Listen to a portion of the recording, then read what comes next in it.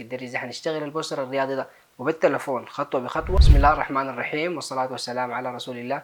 اللهم احفظ البلاد والعباد. في الدرس ال 12 من سلسلة تعلم جرافيك ديزاين عن طريق الموبايل في الدرجة حنشتغل البوستر الرياضي ده خطوة بخطوة وبالتلفون. كل التطبيقات والصور المستخدمة موجودة على قناة التليجرام. تشترك في قناة اليوتيوب وتعمل لايك وتعليق. والحاجة نخش تطبيق قص الخلفية، نجيب الصورة اللي عاوزين نقصها. دي الصورة حقتنا. يمكن الناس إذا عاوزة ترفع الجودة حقتها ترفعها، لكن ما علينا، نروح نرفعها. المرة دي حنستخدم الأداة بتاعت الذكاء الاصطناعي.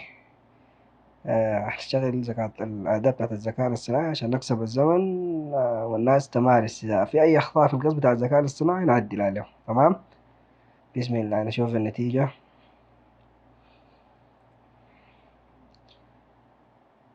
دي النتيجة بتاعت القص الاصطناعي. بعدين بتيجي تراجع الحتات اللي فيها أخطاء.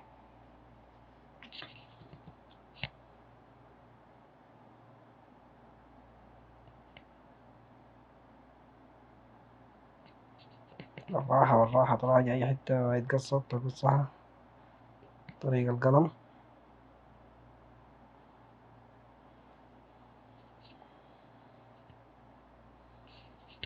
النتيجة بصراحة يعني جميلة جدا، بس في الوش محتاجين شوية بتاع تركيز.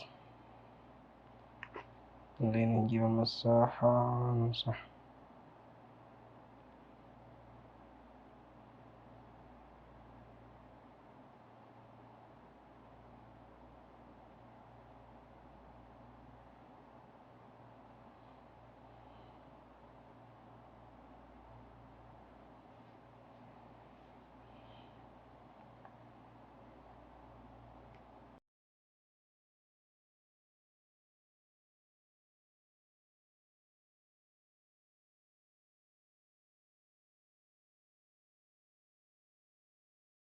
شرحنا القص بالتفصيل، عشان كده ما هناخد معانا وقت وما هنجيب عليه عشان زمن الفيديو. هنحاول بقدر الإمكان نمشي سريع سريع.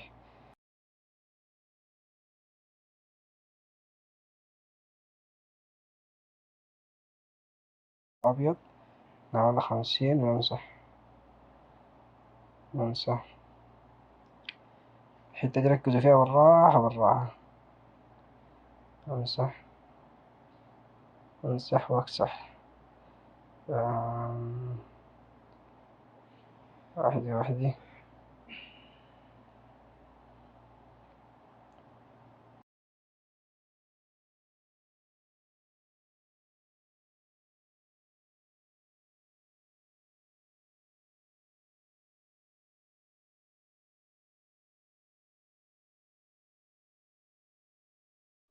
الكورة ما تركز معاه، لأنه هنخط بدل الكورة شكلها تاني غير يكون. تمام، هيكون في شكل كورة غير. عمل 2 3 كتير، عمل 2 بس نشيل لنا الحواف البيضاء. سيف فينيش. طيب تعال نبدأ التصميم. والمرة دي هقول مقاس، أتمنى إنه الناس تسجل أو تحفظه لما نيجي نكتبه. نيجي أول حاجة بنفتح على التطبيق، هنيجي نختار الخيار رقم 4 هنا، نختار أبعاد الصورة. طيب هنكتب أبعاد الصورة العرض. احفظوا المقاسات دي كويس، وأنا هنزل لكم إن شاء الله في الفيسبوك وفي الجروب بتاع الواتساب وجروب قناة التليجرام إن شاء الله. 1080 في 1350. المقاس ده 4 في 5. الصورة بتظهر لك في الفيسبوك وفي انستجرام واضحة كاملة. يعني أنا إذا عملناها مقاس A4 الصورة في الفيس ما هتجيك كبيرة إلا تضغط عليها. فده مقاس بتاع السوشيال ميديا، من أهم المقاسات الطولية. يعني أي تصميم طولي عاوز تعمله السوشيال ميديا تشتغل بالمقاس ده، غير المقاس ده الصورة ما هتجيك كاملة في الفيسبوك. أي استيراد بتاع الصورة. نختار الصورة اللي قصيناها مهلنا فيها المرة اللي فاتت. دي الصورة حقتنا. تمام، تعال خلينا نختار خلفية بتاعت الملعب. نقول استخدمنا دي.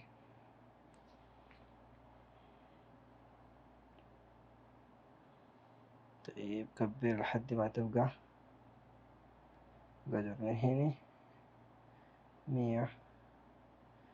تمام، خليها في النص، كبر كده، رجع. خلينا نقول مثلا كده صريف. طيب تمام، تعال نلعب في التأثيرات. مثلا درجة اللون. مم، خلينا طيب دي حاجة حسب عينك بس، يعني بتشتغل انت حسب. خلينا نبقيه أبيض وأسود. تمام. خلينا نقمق شوية،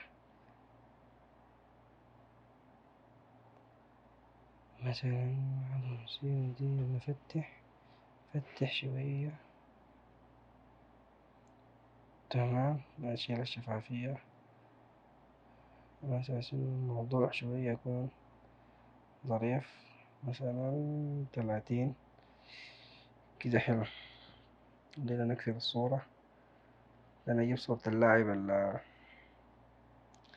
الطولية. بس تعمل لايك تشترك في القناة يا شباب. الحاجة دي حتساعد في إنه المحتوى يظهر لناس تاني غيركم ومحتاجين لها والله، إنه الناس أكتر تشوف تتابع. طيب بعد ما اخترنا، خلينا نقول المقاس 3، مقاس 3 في 4.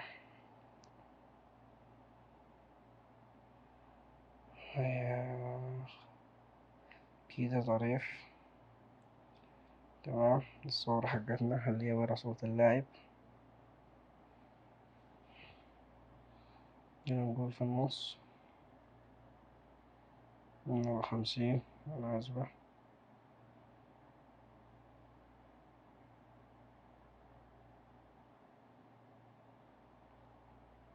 تعال نجيب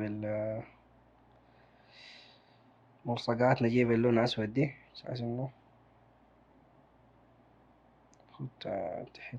طيب خليها قدر.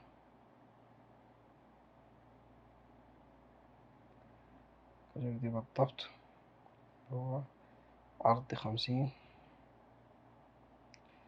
خلينا نعملها بالضبط كده. ارفع فوق.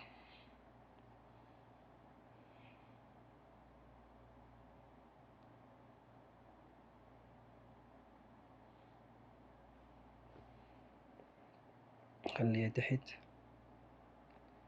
اللاعب. تمام، شيل السودة دي ذاتها، خدها لنا تحت بس تكون 100 المرة دي عشان نكتب فيها تفاصيلنا.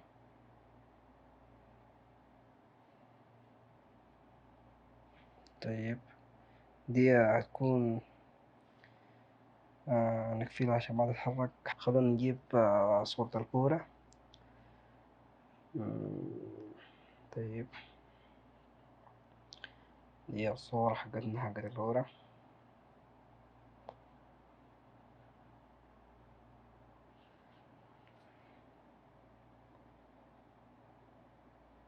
طيب الظل حنعمله كيف؟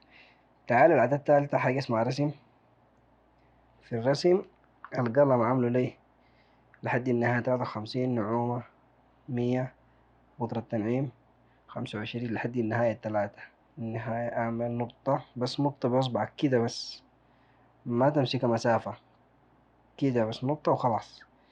طيب دي هنعمل منها الظل. ارفعها كده فوق. إذا أخدت لك أي حاجة الآن قدامك في ضوء أو في هناك، هتلقى في ظل صغير بتاع تلامس. راح أشرح لكم إن شاء الله يوم بطريقة فيزيائية وبطريقة علمية، لكن الآن خلونا ده الآن الظل الصغير بتاع التلامس بين رجل اللاعب والأرض، بحيث إنه التصميم يكون واقعي وحتشوفوا الفرق يعني لما يكون في ظل وبدون مع ظل. نعمل الظل حق الكورة. ده ظل الكورة. نسقف شوية من ناحية العرض بس عشان يعني يكون قدر الكورة.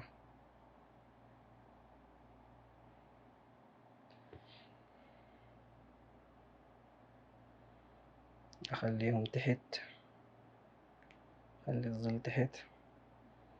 تعال نجيب الظل التالت اللي هو بتاع اللاعب كامل. حقة الكورة دي عاوزة شوية بتاع التعديل، ظل الكورة شوية ينزل عشان أظهر. شوف أدت واقعية كيف. فالظل مهم جدا يا شباب، مهم شديد والله. لازم الناس تمارسوا وتحترفوا. إن شاء الله حنعمل فيديو خصوصي للظل اللي قدام الدروس، دورة الجرافيك المتقدمة إن شاء الله. حيكون في دروس متقدمة بإذن الله. الآن إحنا على مشارف إنه نخلص الدورة دي، بعد ذاك ندوة المقدمة. طيب دي حقت اللي هو اللاعب كامل، كأنه محبوسة تحت، نزلها تحت. بس دي ما حتكون بنفس قوة التلامس، دي حتكون اللاعب فوق وده الظل بتاعه في الأرض. فحنشيل الشفافية مثلا حاجة خفيفة مثلا 50 أو 45. كبر الظل، دخلها جوا الظل عشان يكون الظل بتاع اللاعب. فالآن كده تقريبا وضحت. خلينا نقلل الشفافية شوية. تمام. تعال نعمل خط أبيض يكون ظهر اللاعب، يعني يدي شكل. نقفل الطبقات لما عايز أتحرك. آه، تعال لي حاجة اسمها الظل. فعل اللي أبيض، اللي نقول قطر التنعيم 0. نحرك الإكس خليها 5 كده مناسب يعني كشكل يعني. تعال نعمل شكل أحمر، ده جاي شكل أصفر عشان نعكس شوية لون أحمر. تعال نعمل فيه ميلة خفيفة إذا ضغطت منظور. ننزل كده، نفتح كده، نخليها تحت.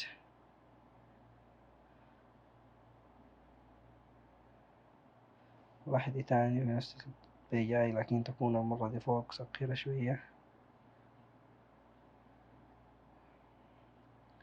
اللي باللون الأصفر.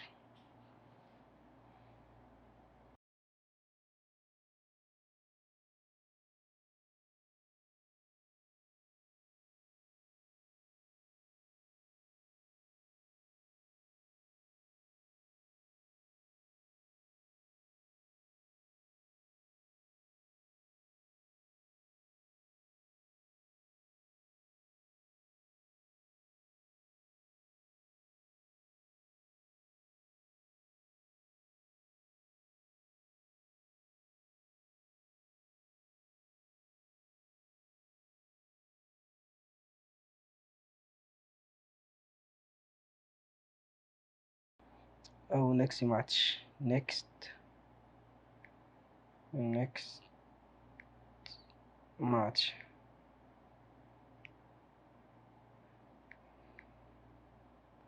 نكست ماتش كبير.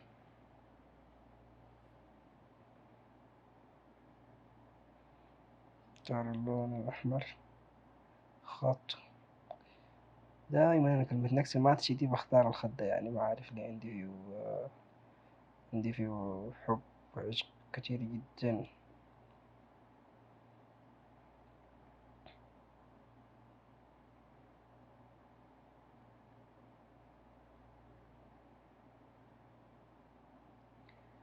عشان تباعد بتاع أسطر. يا جماعة أنا بشتغل سريع سريع لأنه الناس بتشاهد اللي عندي كلها بادية معاي من البداية. فأي حد ما بادي من البداية أو أي زول ما بادي من البداية أتمنى إنه يبدأ معانا من البداية بحيث إنه الموضوع يبقى له واضح. يعني أسقل شوية كده بقت 70. طيب تعال خلينا نكتب المريخ والهلال. المريخ والهلال. نبعد هنا VS. خلينا نقول باللون مثلا 10.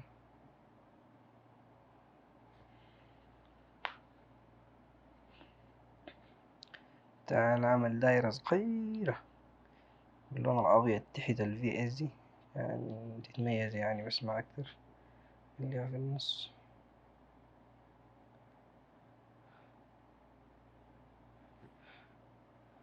ارفع دي للأمام. طيب خلينا نخد شعار.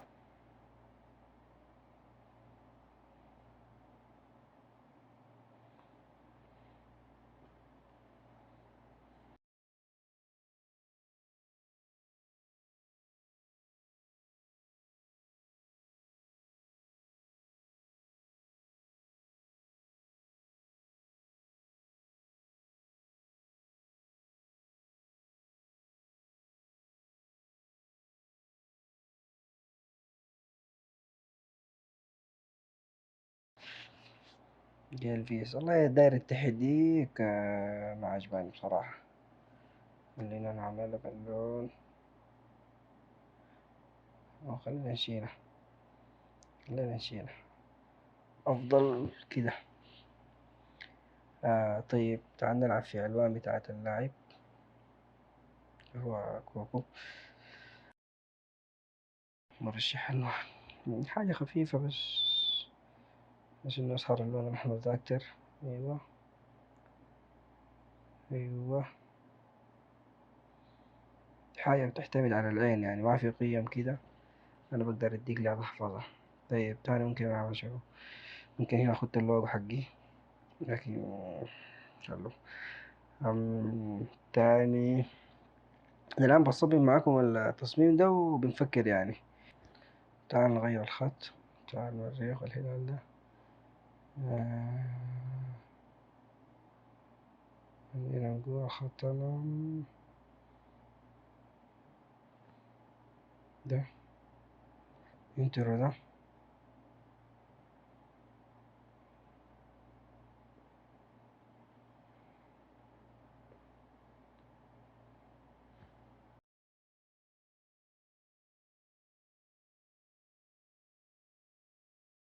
بكده التصميم يكون جاهز. ممكن نمشي نوديه البيكسي ارت نلعب عليه حاجة خفيفة بعد ما التفاصيل تظهر. تعال البيكسي ارت خد لمسة بس يعني، فلتر خفيف. تطبيق عظيم جدا يعني. راح انزله لكم في قناة التليجرام. اول حاجة بنعملها تعال رتوش، نعمل تلقائي. ده بيظبط لنا الجودة. شفت الفرق؟ آه... تاني حاجة بتجي هنا الذكاء الاصطناعي، بس انه برضو يرفع الجودة بقدر الامكان. حيعمل لك الكلام ده. التطبيق ده كله بالنت يعني، اذا ما في نت فاتح ما بيشتغل معك. هنشتغل بيه والتصاميم الجاية ان شاء الله، والناس حتستمتع بيه يعني بصراحة. وفيه دمج رهيب. شوف الفرق. تمام. إذا عايز تلعب تاني في الألوان أكتر زيادة أدوات، هنا تعديل، تزيد في السطوع بتقلل، بس ما ترفع حاجة شديدة وما تقلل شديد، بس حيكون معقولة. وضوح، إشباع، ظلال. كلنا حنشرحها إن شاء الله عملية تميز. بس شوف بعينك حرارة، خليه باللون شوية أزرق. بعدك تعمل حفظ من هنا ومبروك عليك يعني، التصميم جاهز. طيب الناس زي ما شافت ده الفيديو ظريف جدا وخفيف، وهو باستخدام 3 تطبيقات: تطبيق محاط الخلفية، تطبيق البيكسي ارت، وتطبيق البيكسي لاب. كان في إمكانية إنه أنا أقص الصورة حقت اللاعب، أقص صورة اللاعب عن طريق بيكسي ارت، لكن إحنا بما إنه بدينا بالتطبيق الاحترافي من محاط الخلفية فحنكمل به إن شاء الله للنهاية. فالناس اللي عاوزة هي تقص بتطبيق البيكسي ارت عندك الحرية إنك تقص به، لكن خلونا نحن في الحاجة الاحترافية أكتر شيء، لأنه تطبيق بيكسي ارت مرات بيحتاج لشبكة بصراحة جدا. فتطبيق محاط الخلفية خفيف وسريع وبقص باحترافية. الناس اللي ما كانت متابعة معنا السلسلة من البداية، أتمنى إنك ترجع تشاهد الفيديوهات من البداية مقسم على 3 أجزاء. الجزء الأول إنه نعلم تطبيق بيكسي لاب، بعد ذاك رفعنا الليفل أو المستوى شوية على أساس إنه الناس تتعلم البيكسي لاب بصورة احترافية. بعد ذاك بدينا في تطبيق محاضرة الخلفية، والآن نحن في خواتيم الدورة وحنركز على تطبيق البيكسي آرت والبيكسي لاب مع بعض عشان نطلع بتصميم واحد. وفي نهاية الدورة إن شاء الله حيكون في 3 فيديوهات أو فيديوهين ختاميات للدورة. بعد ذاك حنقيف أكيد لا إن شاء الله زي ما وعدتكم مكمل معاكم لحد ما الناس كلها تبقى ديزاينر وتبقى مصدر رزق ليكم كلكم إن شاء الله. فأسأل الله سبحانه وتعالى إنه يوفقني ودعواتكم إنه توفق، والتشجيع مهم، وأنا بحاول بقدر الإمكان إنه أنا ما أكسل، فتشجيعكم لي ودعمكم هو اللي حيخلينا نكمل إن شاء الله بإذن الله، وإن شاء الله مكملين. الخطوة الجاية حنشوف أكتر مجالات التصميم كسب للمال في السوق السوداني حاليا، فأكيد حنبدأ بقوة الدعوة على أساس إنه هو سوق زي ما بقولوا حالي جدا، وممكن الناس تلقى فيه قروش مباشرة. فحكون البداية ب5 فيديوهات بتاعة كل الدعوة، بعد ذاك حنمشي خطوة بعدية تصاميم سوشيال ميديا، حكون 5 سوشيال ميديا كورسي قايم بذاته، بعد ذاك كورسي قايم بذاته، تصاميم رياضية 5. فحناخد كل موضوع أو كل نوع من أنواع التصاميم ده بحر، فحيكون عنده سلسلة براه 5 5 5 لحد ما نخلص كل أنواع التصاميم. بعد ذاك نيجي تاني نعمل 5 5 5 على أساس إنه الناس تتخصص بعد ذاك لقدام، أو هي تكون احترفت كل مجال. فالبداية بالمجالات اللي فيها قروش حاليا، لأنه كلنا محتاجين للقروش في الوقت الراهن. وأسأل الله سبحانه وتعالى إنه يحفظ السودان والناس ترجع، ربنا يحفظ السودان إن شاء الله يا رب. في الختام زي ما قلت، الناس اللي ما مشتركة بقناة اليوتيوب رجاء شارك في قناة اليوتيوب، أعمل لايك وأعمل تعليق. الحاجة دي حتساعد القناة جدا وحتشجعني إنه نكمل ويكون في متعلمين أو مصممين أكتر